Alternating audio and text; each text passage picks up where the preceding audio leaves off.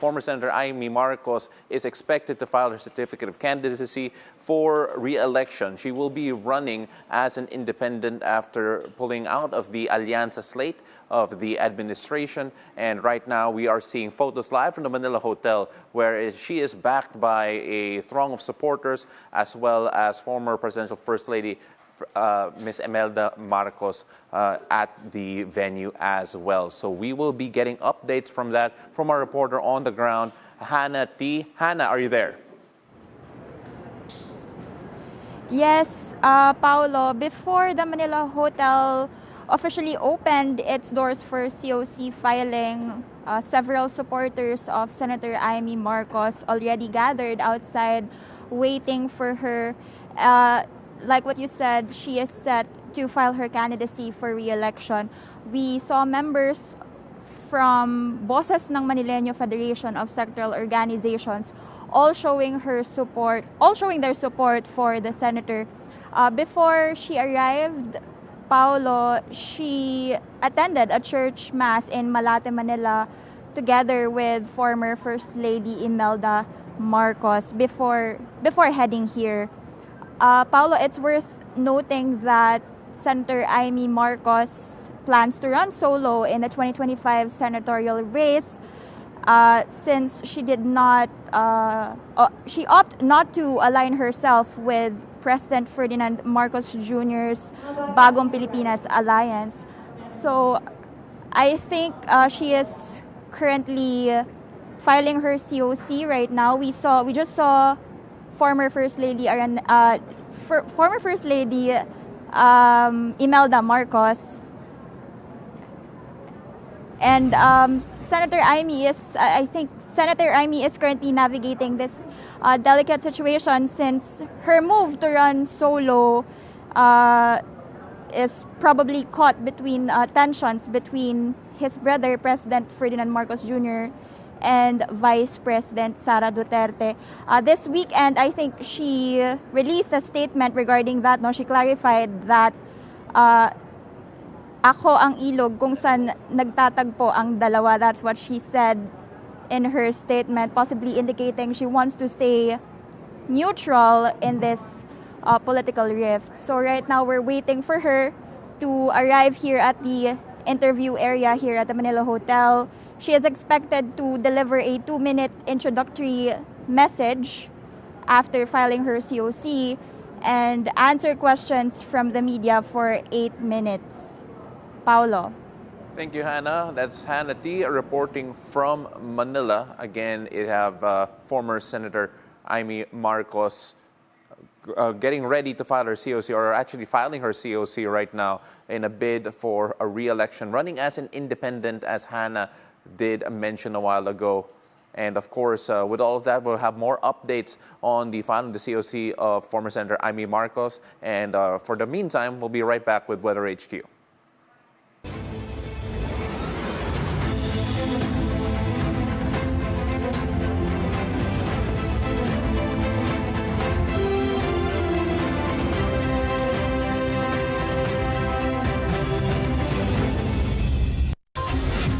Once again, good morning. I'm Paolo del Rosario. This is Weather HQ on BNC, the Bilyonaryo News Channel. Let's take a look at today's headlines. Pag-asa says Julian weakens into a typhoon as it continues to move slowly outside the Philippine area of responsibility. We'll have more on the typhoon's track later on in the show. Now, Julian, internationally known as Typhoon Krathon, is forecasted to make a landfall in Kaohsiung, Taiwan this afternoon. It has so far caused mudslides and falling rocks in some parts of the country. The details on global weather. A magnitude 6.1 quake hit the eastern part of Catanduanes at past 5 this morning. It has a depth of 38 kilometers with intensity 1 felt in Irosin, Sorsogon, and intensity 4 in Verac, Catanduanes, and Tabaco City in Albay. We'll give you more information as it becomes available. And it's rainy season, flooding continues in Metro Manila. I'll speak with the Metro Manila Development Authority about the drainage master plan in the region.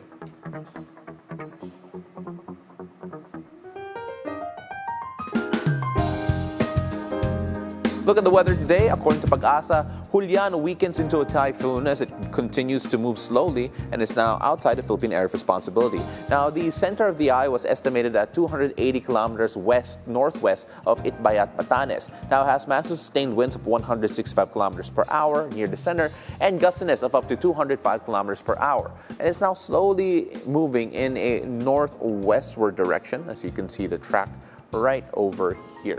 Now, currently, Typhoon Julian is affecting the northern Luzon area. Now, rains with gusty winds continues in Batanes, Cagayan, Apayao, Kalinga, Abra, Mountain Province, Ilocos Norte, and Ilocos Sur.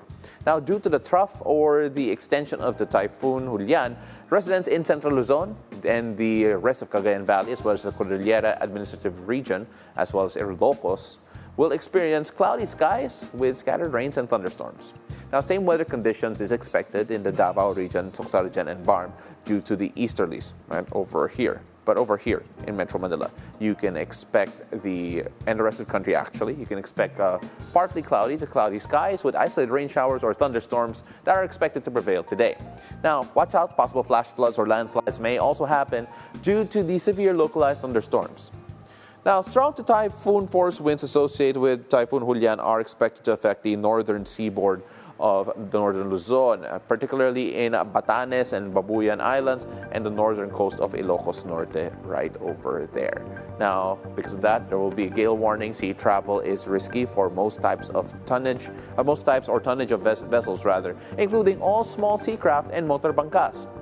Mariners are advised to not venture out to sea during these conditions, especially if inexperienced or with ill-equipped vessels. Mariners are advised to remain in port or seek shelter in safe harbor. Now, with all of that, let's take a look at the expected temperatures all around Luzon. Of course, the weather conditions here, Lawag and Tuguegarao, still experience the after effects of Typhoon Julian. Lawag in particular experiencing a bit of stormy weather here, so do watch out for that. Make sure that you do stay safe if you're in this region of the country. Ilocos Norte in particular affected by tropical storm Julian.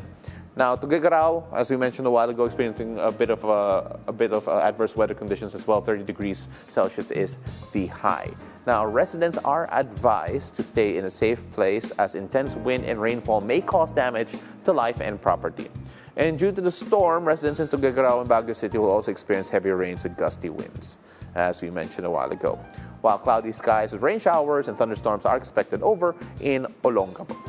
Now, over here in Metro Manila, right over there, as well as Tagaytay, Puerto Princesa, and Legazpi, generally fair weather conditions are expected. Let me get out of the way just to show you that Legazpi is also going to have fair weather conditions. Now, however, there's going to be a 60% chance of rain in the afternoon. Let's go down south to Visayas. Let's take a look at Bacolod, Iloilo, Metro Cebu, and Tacloban. Now, weather conditions are expected to remain favorable throughout the day. As you can see here, similar all the way around the Visayas region, 33 degrees Celsius being the high with regards to the temperature in these areas. Now, with this kind of weather, it's always essential to bring that fan, whether it be that electric portable ones or maybe just a handkerchief, wipe off the heat, beat the heat, and make sure you stay hydrated as well. Let's go to Mindanao. Let's go to Cagayan de Oro and Zamboanga in particular because those areas are going to experience fair weather conditions, and residents in the area should be expected to keep cool because the temperatures are going to rise or expected to rise. Zamboanga, once again, in particular, quite hot, 34 degrees Celsius, right over here in Zamboanga. Cagayan de Oro, Metro Davao, similar weather conditions there.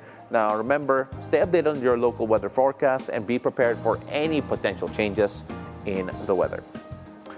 Now, it's hump day, and for those of you who are planning something this coming weekend, let's take a look at the 3-day weather forecast from Pag-asa.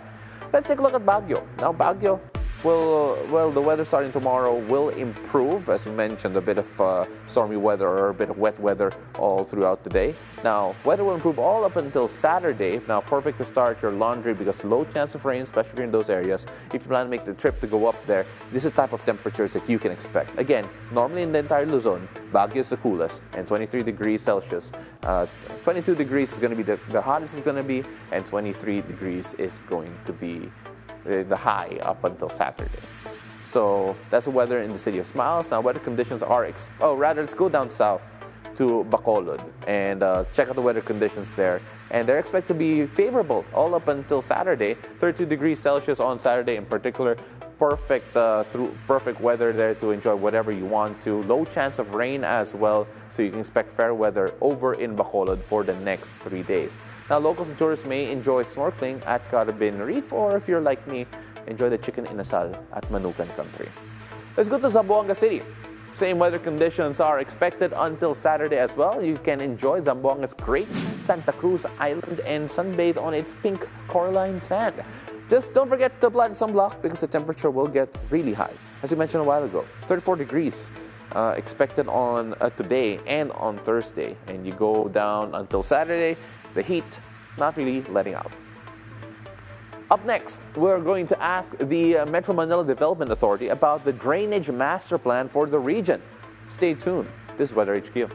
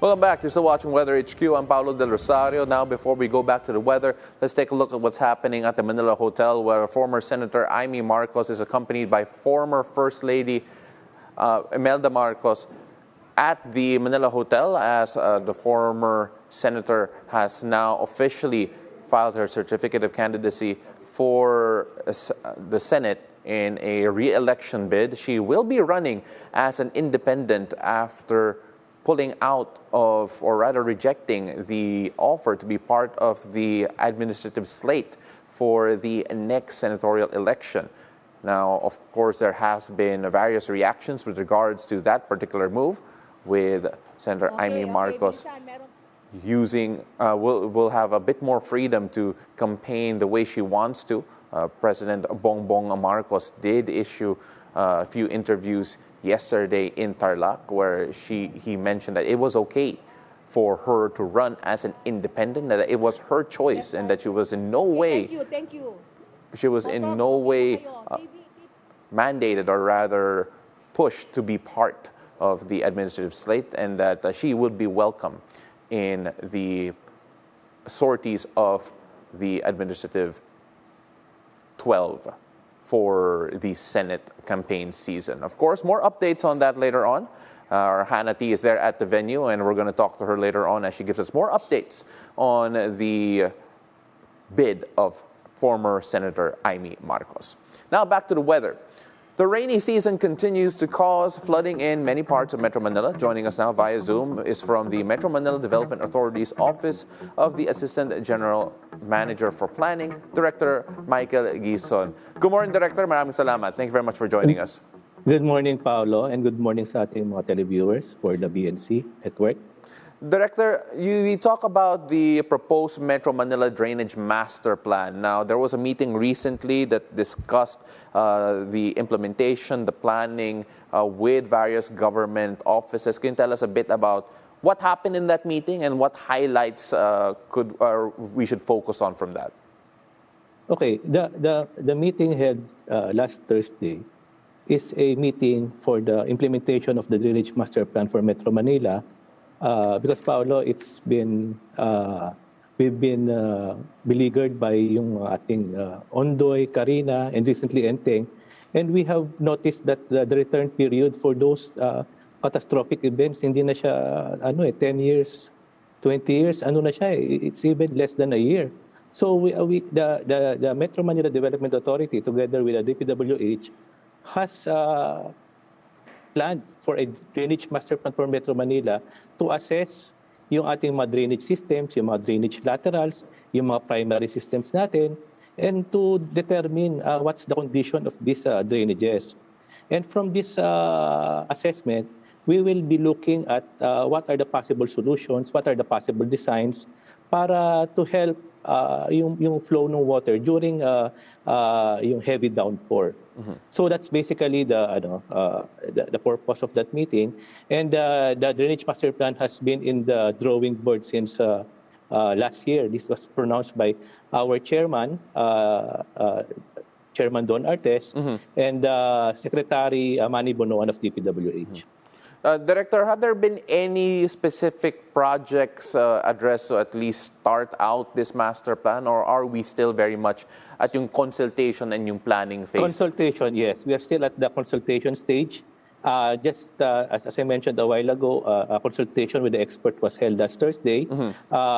With our stakeholders, particularly yung aming partners, DPWH, EMB-DNR, DALG, and we have also invited some experts from the UP, particularly yung UP Institute of Civil Engineering, mm-hmm.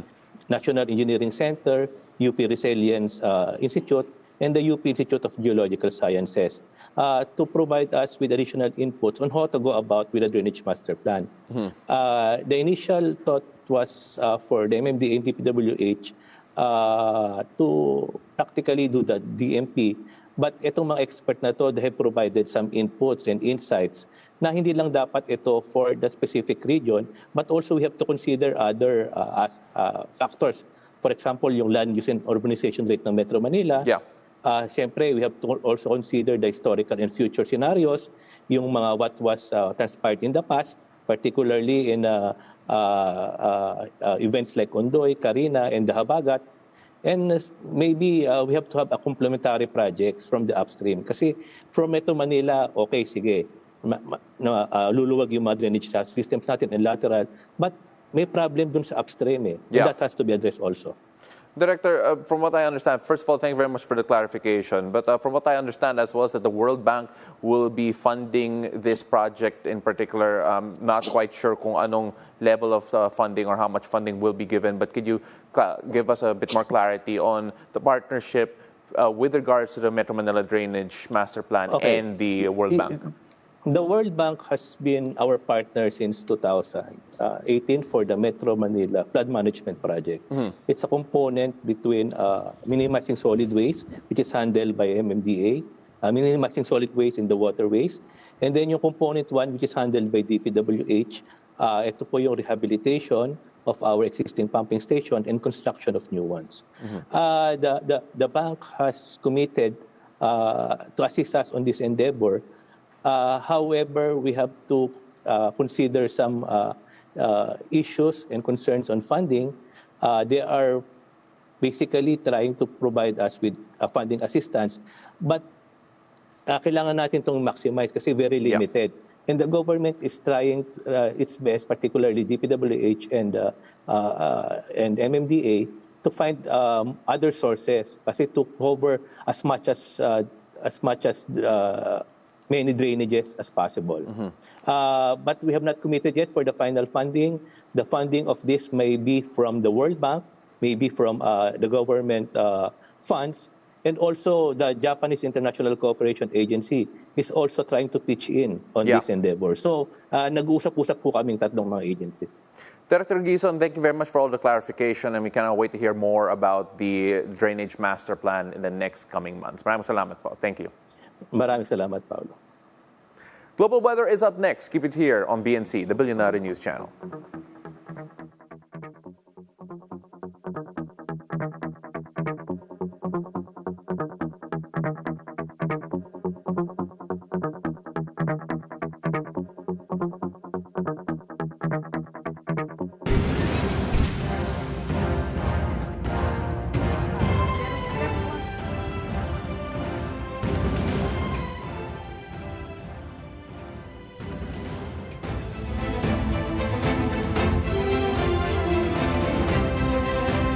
We are giving spotlight with these innovative business enterprises that shares growth in our community.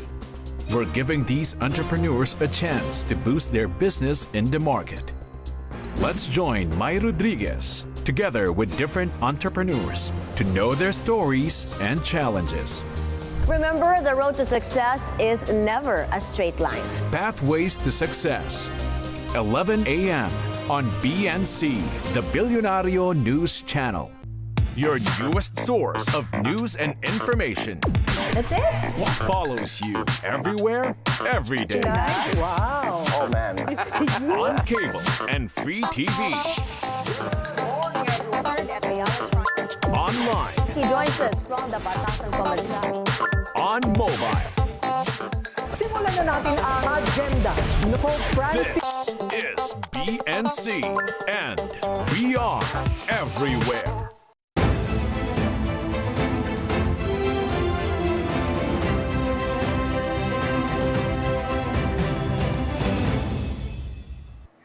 This is in former Senator Amy Marcos in her re-election bid is now addressing the media at the Manila Hotel after filing her COC. Let's listen in. Sa bawat isa at higit sa lahat may magawa. It's very, very important to me that I am able in every case to cross the line and to be able to speak to each and every sector and finally get the work done. Nagawa na rin natin yan, nagsimula dun sa ayuda. Kung maaalala nyo, yung konsepto ng ayuda talagang taliwas sa isipan natin.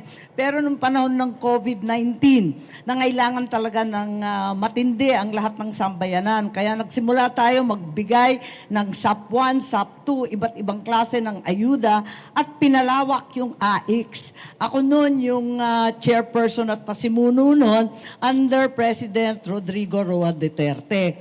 Nung dumating na ang panahon ngayon, ayun, itinuloy-tuloy na lang natin yan. At nais ko pang ituloy na hindi lamang ayuda, kundi dagdagan pa natin ng sahod. Kahit hindi minimum wage, sahuran na natin ang marginal farmers, bigyan na rin natin yung mga naghihirap na toda, yung naghihikahos ng mga market vendors. So yan ang pakay natin. Tuloy-tuloy lang po para sa akin, yung nasimulan na condonation ng penalties sa interest ng mga agrarian reform beneficiaries. Nag-umpisa rin kay Presidente Duterte para sa akin tuloy-tuloy. Maganda itong nangyari kay Presidente Bongbong at ang nangyari ngayon, talagang natuluyan na at naibigay na yung mga titulo. Ang sumunod naman dyan,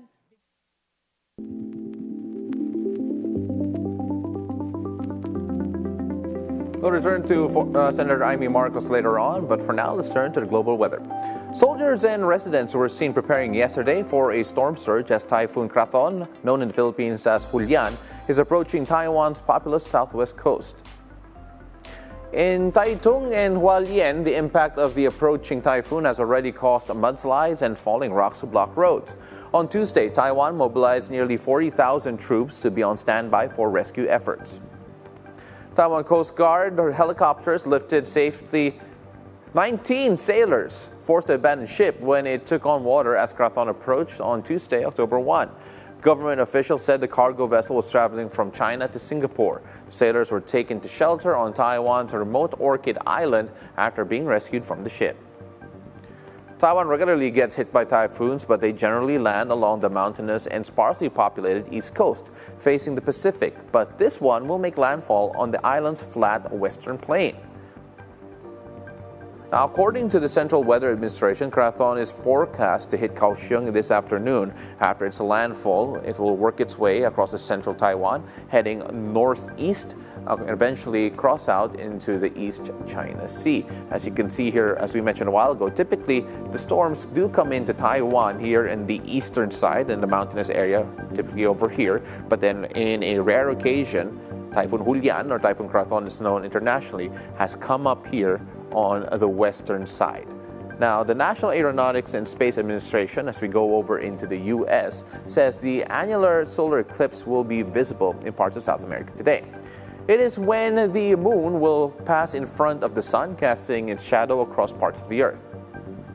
It looks like a ring of fire in the sky because of the moon that does not completely cover the sun.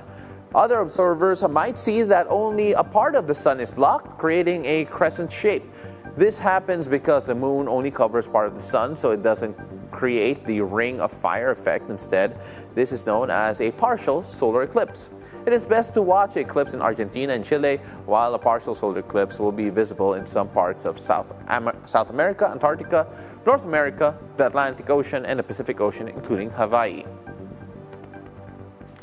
Now let's go on over to South America. For those who will observe the eclipse, let's check if the weather is good in Argentina and Chile. In Argentina, mostly sunny with temperatures of up to 21 degrees Celsius. In Chile, good weather expected as well, temperatures from 8 to 23 degrees Celsius. As you can see over here, South America experiencing a bit of cool weather and very sunny weather in Argentina in particular. Now, perfect for both countries because the sun is never completely covered.